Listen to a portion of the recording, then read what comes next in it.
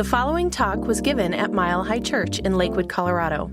Please visit our website at milehighchurch.org. As we do indeed head into week number 2 of our adventure, our 6-part fall annual series, and our incredible theme, Your Essential Spark, igniting a yes-powered, soul-stirring vision in your life. Now, the core message of this series is that there is a divine spark within each and every one of us. It's a spark of divine spirit. It's the spark of vibrant, creative life. That spark in you is the sacred coding of your soul. It is the God seed at the center of your being. It is the most unique and precious you, called into being by divine love. And when we reignite and rediscover this spark, it immediately brings us into a field of ever-expanding vision for our lives. It's when we are able to say to the universe, I know who I am, I know the sacred essence that's happening at the center of my being. Let it be. Let it be, let it unfold, let it show me, let it guide me, and inspire me to something greater than I even know. So indeed, in this adventure in faith, we've got an incredible opportunity to cultivate a soulful and compelling vision to drive our lives. Perhaps remembering it's written in the Bible that where there is no vision, the people perish. And indeed, something in us withers if we haven't kept the flame of vision alive, a sense of where we're going and what matters most in our lives. And last week we took our first step in the message reunion, a spark in the heart, to inviting you to spend some time in your heart. Because it's the heart that really knows what your life is about. I mean, we may have programmed ourselves to think we should do this, should do that, and we've got a mental model of our lives, but we've invited ourselves to strip all that away. Spend a little time connecting in the heart where that spark of life resides and inquiring as to what really matters to us, what really wants to unfold by means of us. Also remembering what we said last week, that as we allow a vision to emerge and to build over these 6 weeks, we want to make sure that we're creating our future from our future, not from our past. Our new vision isn't about eliminating this or that or taking care of this or that or bringing more into this or that. It's about something unfolding and revealing itself to us. Maybe something bigger than we even know yet. But the heart knows. The heart knows. And that's establishing the foundation for our vision. The great author on vision, Linda Marks, wrote, most simply stated, vision is our creative power. Vision is our ability as human beings to want, sense, imagine, and bring into being new forms, structures, and possibilities in partnership with life. Vision enables us to cooperate with life's higher purpose, reaching far beyond our own limits toward our highest and most passionate aspirations. Vision. So important. And today, we want to take a look at the aspect of human experience that is most likely to throw a towel over the vision, most likely to cause us to ignore, to neglect, or to give up on our vision. And that's the darkness that we can encounter in our lives, or what the mystic called the dark night of the soul. So today's topic is transcendence, a spark in the dark, transcendence. Yes, indeed, there can be those dark times in our lives. I'm reminded of the story of an area in the Midwest. They'd had some torrential rainfall, and so all of the ditches and the potholes were full of water, and there were a lot of puddles all around. And a young mom stood at her kitchen window watching her 2 boys outside in the backyard playing in one of the puddles out there. And all of a sudden, her oldest son, a pesky 5-year-old, grabs his younger brother by the back of the head and shoves his head down into the water in a puddle. And then the younger brother steps up laughing and recovering and dripping. Well, with that, the mom rushes out to the backyard and grabs the older son and shakes him. What has gotten into you? Why would you slam your brother down into that pool? And the little boy with wide eyes said, Mommy, we were just playing church. I was baptizing him in the name of the Father, the Son, and in the Holy Ghost.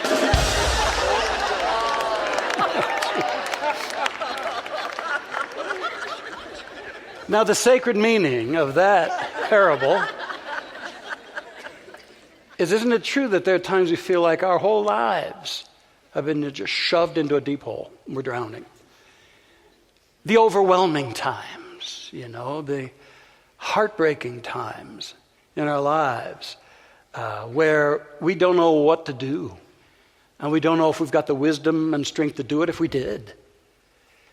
It can be personal or collective, the personal times of the dark night, the devastating times, the unexpected changes, the heart-wrenching losses, setbacks, failures, addictions, depression, pessimism, dreary living. Who among us hasn't had some aspect of that along our path? It feels so dark on our path. And then there's the collective experiences of darkness. Of course, throughout history, and then, of course, so prevalent now. We see the toxic divisiveness, a huge shadow over us, it seems.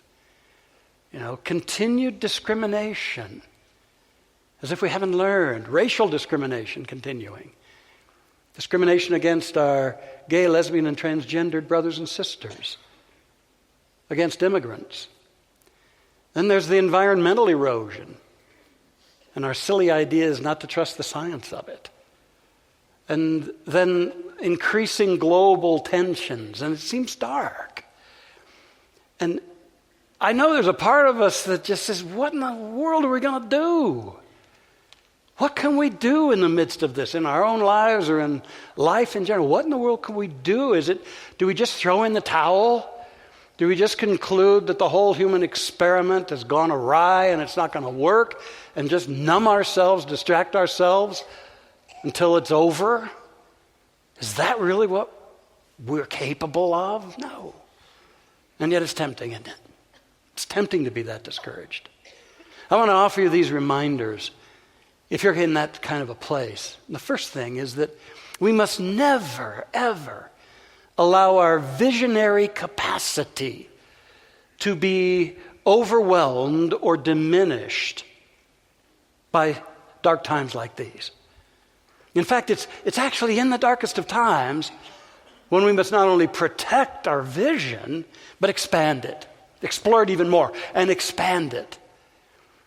Oh, there's a great mystic poet, Rabindranath Tagore.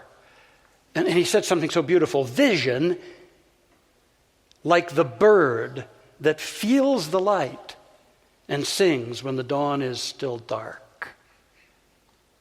Like the bird that feels the light and sings when the dawn is still dark. It's like we're called upon to proclaim our vision even while it's still dark.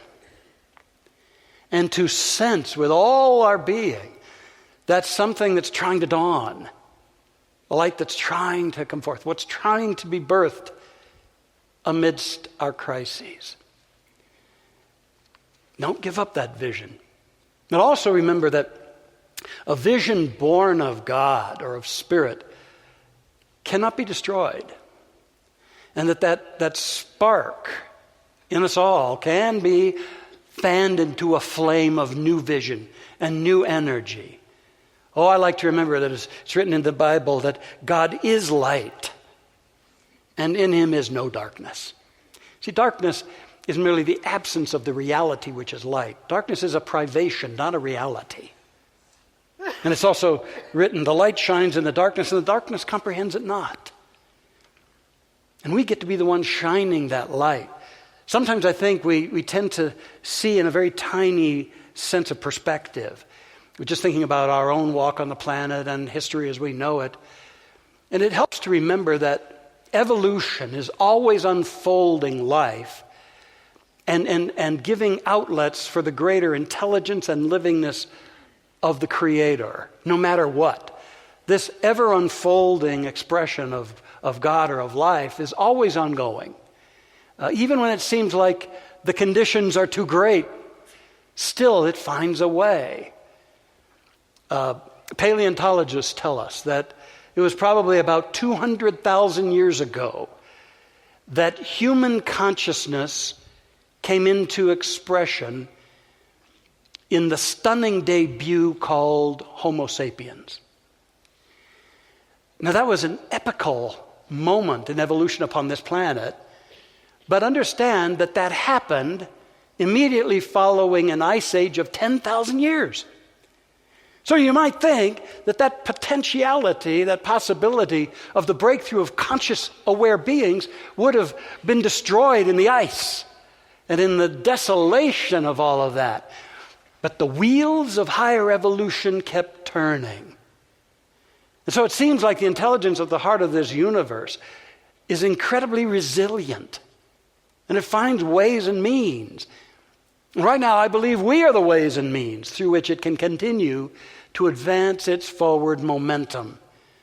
But understanding that life on this planet has gone through so much, meteor strikes, the shifting of tectonic plates that have totally removed continents and built up new ones, cataclysmic events of every kind, the arrival and the disappearance of certain species. I mean, we've been through it all, and always life keeps moving forward. And it might do us well to remember that perspective of things when we seem to be sinking in the darkness we face. And tune into that there's something forward moving in this. And what if I aligned myself with that? What if I took the responsibility to align myself with that upper progressive movement of the Spirit, it's called. The upper progressive movement of the Spirit to reveal more life through all of its creation. And I believe that another form of humanity is on the brink of coming forth that will be as epical as Homo sapiens. And many are calling this Homo universalis. Whereas Homo sapiens were grounded in an individual self-conscious orientation in which the ego is birthed. Homo universalis will be beings that are normalized at the level of cosmic consciousness, wherein we know of a certainty as a humanity that we are one with the infinite, and that we are its outlets, and that we are one with one another. And we finally become the stewards that can build up the kingdom of heaven on earth as it is in the mind of God. Remember that. That's evolutionary power. And if you get anything out of all of this, remember also that when it seems so dark, we must not look for the light out there, thinking that it'll get lighter when there's different people around, that it'll get lighter when this and that problem is solved. Remember that fundamentally the light we seek is within us. Within us. That's why the greatest teacher, he said, you are the light of the world. You are the light of the world. Let your light shine. Don't cover it up. Don't let conditions block the expression of that light in you. It will not go out. So don't cover it up. Let your light shine. And our founder, Dr. Ernest Holmes, wrote, we know the background of human thought is, to a great extent, one of negation, a denial of a harmonious and spiritual universe. Consequently, our outlook on life must be transformed by the renewing of our mind. We must relight the torch of our imagination by fire caught from heaven. We must remain faithful to this vision, for a realization of the presence of God is the secret power of our work. Let's keep it a secret no longer. You and I are outlets for the divine, and the spark of light and life can be fanned into a visionary flame within us. So we need to be ready. We need to have some specific things that we can do, stages we can move ourselves through when it seems so dark and foreboding in our life or in our world. So I got 4 of them to lay on you. And I love the poetic beauty of these. These are the 4. You got to face it, embrace it, replace it, and grace it. I know, it is impressive. Face it, embrace it, replace it, and grace it. Let's talk about the first step. In the midst of the darkness, you've got to face it. It does us no good to deny, to avoid, to run away with what's going on in our lives. Our teaching is not a spiritual bypass around openly seeing what needs to be seen, engaging what needs to be engaged, handling what needs to be handled. How can we bring our greater possibilities and creative abilities forward in our lives if we're not acknowledging what there is that we need to deal with? And it's not going to do us any good as a society to run away from or deny what's going on. And instead, we need to stand for compassion. We need to stand for what Mark Nepo called the literacy of the heart. Keep the literacy of the heart alive in our culture. We got to face it. And it's by facing what is that we can then call upon the greater resources within us, because there's always something important in what is to be revealed to us. I'd like to introduce you to a lady named Lucy Kalanithi. Lucy Kalanithi. And she's a beautiful lady. Here's a picture of her with her beautiful young daughter, Katie. Dr. Lucy is a doctor, and so was her husband, Paul. In fact, he was a well-acclaimed neurosurgeon before he got his own diagnosis of terminal cancer. And so he went from the medical profession to writing about his transition from being a doctor to now being a patient. I like what one thing he said here. I had to face my mortality and try to understand what made my life worth living. So often we run away from the idea that we're just here for a short time, dancing with the beautiful ones we've attracted to ourselves, and that it's brief. It's a blinking of an eye. Of course, we're eternal beings, and yet this experience is brief. So sometimes when you face that, you make it even richer. So they decided to have a child before he died, not only as his legacy, but so that he could savor those precious infant years, along with wife Lucy. And Lucy writes, when Paul said to me, it's going to be okay, it meant that we learned to accept both joy and sadness at the same time, to uncover beauty and purpose, both despite and because we are all born and we all die. And for all the sadness and sleepless nights, it turned out there is joy. I leave flowers on Paul's grave and watch our 2-year-old run around on the grass. I build bonfires on the beach and watch the sunset with our friends. Exercise and mindfulness meditation have also helped a lot. Most importantly, I get to watch our daughter grow, engaging in the full range of experience. Living and dying, love and loss, is what we get to do. Being human doesn't happen despite suffering, it happens within it. What a wonderful, elegant example of someone who faced what was going on and found riches in the midst of it that made life even more meaningful. What is it that it's time to face for you? Until you face it, it runs you. When you face it, you begin to embrace the keys to transcendence. Because the partner to facing it then is to embrace it. If we embrace the situation we're in, we can then receive its gifts.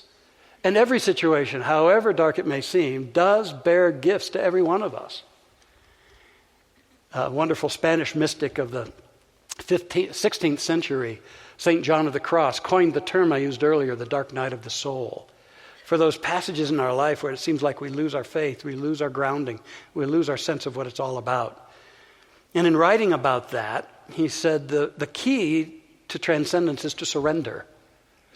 Surrender. And stop fighting it. And instead embrace it. And when you do, 3 things will happen. First of all, you'll experience a sense of relief. Secondly, a sense of release from being the puppet of the situation. But then he said a strange thing happens. In the midst of the dark night of the soul, there comes that realization that you don't want this situation or experience to pass too quickly before you get the gifts that it came to give you. acknowledging that there are gifts there in the very midst of that situation. Sometimes the gifts are that we deepen and our spiritual life, especially our prayer life, blossoms in a deep and rich way because we know the power of prayer to get us through, to remind us of the truth of life and the truth of our being. So important prayer is. Prayer is the most reliable wireless connection, by the way. The most reliable wireless connection is prayer. And as we deepen in the midst of it, we really open ourselves to becoming mighty in the midst. And new insights, transformational insights, and the re-enchantment of our life is made available. A 32-year-old young man stood on the shores of Lake Michigan. He was going to jump in. He was going to end it all. You see, one of his children had died about 4 years earlier. And then a business venture he had created had collapsed, and he felt humiliated, and friends of his had also lost money in the venture. And now, on top of all that, a new baby was on the way. And he had no idea how he was going to feed that baby, much less his wife and himself. And his irrationality amidst the darkness was that if I just jump in, I'll be out of the way and my family will swoop in and take care of my wife and baby. But he stood there and he just watched the waves lap up on the shore, and he felt the breeze in his hair, and his thinking calmed, and then it happened. A flash of what I would hold to be mystic insight came over him. And he heard a voice that said to him, "You do not belong to yourself. You belong to the universe." And with that, it seemed like a whole greater understanding was opened up to him. He began to realize how everything, even the most difficult things on his journey, had their place, that they were evolving him, and that the universe wasn't against him. And all of this had a higher purpose. He sensed that, and then right there on those shores, he made a covenant, a two-part covenant with himself. That number one, from now on he was going to think for himself and not let other voices determine where he would go or how he would feel. And secondly, he made a covenant to do everything he could for the rest of his days in solving the challenges and troubles that face humankind. Well, he left that shore, and a vast creativity opened up to this man over his years. He lived 56 more years and became known as a Renaissance man, one of the most brilliant people of our culture. And I'm speaking of Buckminster Fuller, Bucky Fuller. I've met Bucky. We had him here for a symposium, a beautiful soul and a genius. The litany of the things he accomplished in those years. He was an inventor, architect, engineer, mathematician, poet, cosmologist. There he's standing before his institute and the geodesic dome that his mind birthed. 25 U.S. patents, 28 books, many inventions, honorary doctorates at 47 universities, and many, many other awards. From the brink of caving into the darkness to brilliant light. There are gifts, so many gifts available to you and me. We got to embrace them. Face it.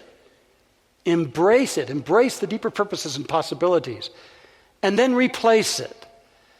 You see, what happens when we are immersed in the darkness is fear takes over in most cases and runs us and limits our creativity, limits our perspectives, and pretty much covers over any sense of vision that we might have had for our lives.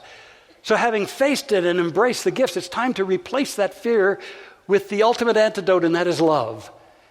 And then replace the desolation with a new seed of vision. We need love and a new sense of purpose or vision, even when things seem so lost. As it says in the Bible, perfect love casts out fear. An article was written this summer in our Denver Post about a wonderful guy, Jeff Lowe. He's a mountain climbing legend. He has had more than 1,000 first ascents. I think here's a picture of him on a mountainside, perhaps. And we'll see which one comes up here. Well, that's just his general picture of him. He was feared, however, to be near death about 3 years ago, and several times since. He's living with a neurodegenerative disease, similar to ALS, but not quite like ALS. He's now 66. He's in a wheelchair.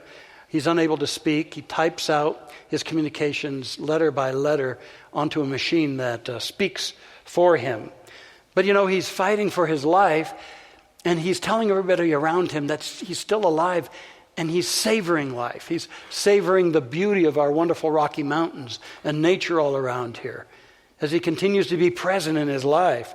He was near death several times, but some friends finally convinced him to take a supplement that could boost his immune system, and for him it worked. And he's lived for 3 more years since then, and he's even now in the process of exploring what his vision would be, since maybe what they've said is going to happen for him is not going to happen. But he brings a whole level of heart, and a documentary has been done about him called Metanoia, a transformative change of heart. And he wrote an article for a publication, and he says to us, you can live a life based in fear, and you'll get more of what you're afraid of. Or you can base your life in love, and anything is possible.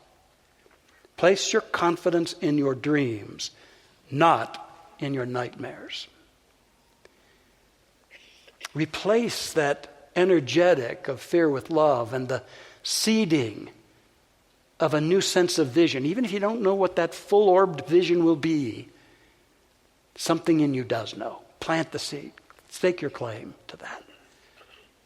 Face it, embrace it, replace it, and then grace it.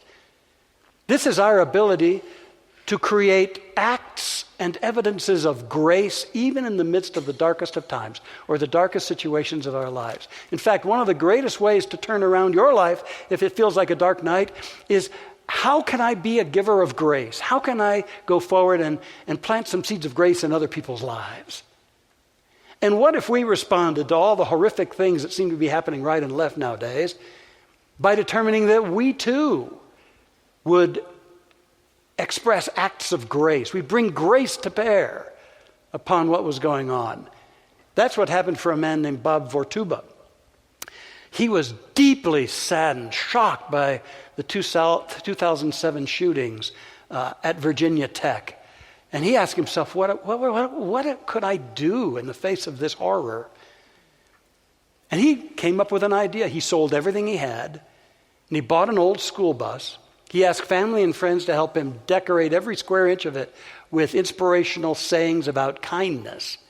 And he got his dog, that's his dog Bogart, that he rescued, and the two of them set out to go all around the country to spread words of kindness. There's some of the phrases of kindness adorning his bus.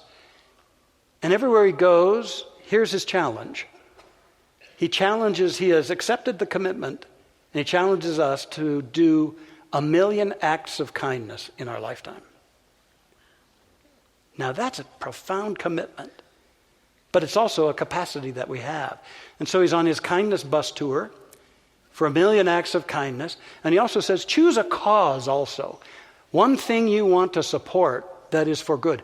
The cause he's chosen is to address bullying and adolescent suicide, as he also seeks to express 1 million acts of kindness in his life. Just imagine if we all said, when something happens that feels so forlorn and out of alignment, we're going to bring into the system of life an even greater and more powerful grace. Because that darkness cannot prevail, especially when our lights shine just that brightly. Yeah, face it. Embrace the gifts. Replace the fear with love and a sense of purpose, and then grace your life, grace other lives. Be an outlet of grace. Let that light shine. A wonderful couple had been married for many, many years. were excitedly looking forward to her husband's retirement. They planned to travel and spend a lot of time with family and friends. And a month after he retired, he died. Of course, his widow was absolutely shocked, grieving at the deepest of levels.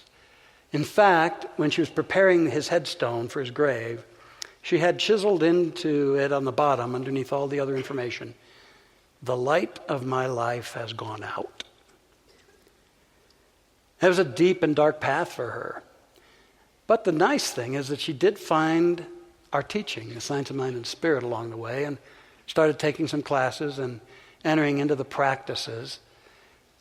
And she kind of got more and more over several years involved in a community, and then she met a guy in this center, a wonderful man, a kind man who just gently encouraged her to have a cup of coffee with him, then go have a picnic, and then go to the theater.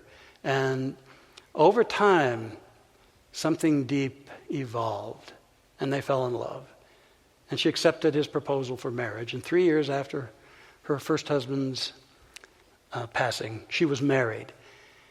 And everything seemed fine, except she was troubled by that inscription on the headstone. And she thought, maybe I just need to get a different headstone and put it there. But then the spark of inspiration hit. And she called the stonemason, and instead of replacing that, she had a different inscription put underneath, "The light in my life has gone out." And the new inscription was, "I struck another match."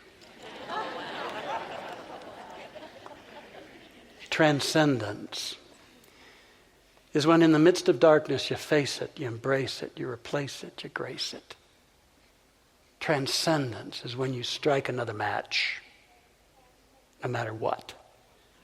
Transcendence is when you recognize that there's no ultimate reality in the darkness, but that you are an activity of the eternal and indestructible light of the divine. Transcendence. Elizabeth Kubler-Ross wrote, "People are like stained glass, nice to look at, but their truest glory is revealed only when it's dark and the light shines through them." May we keep our visions lighted and our glory revealed.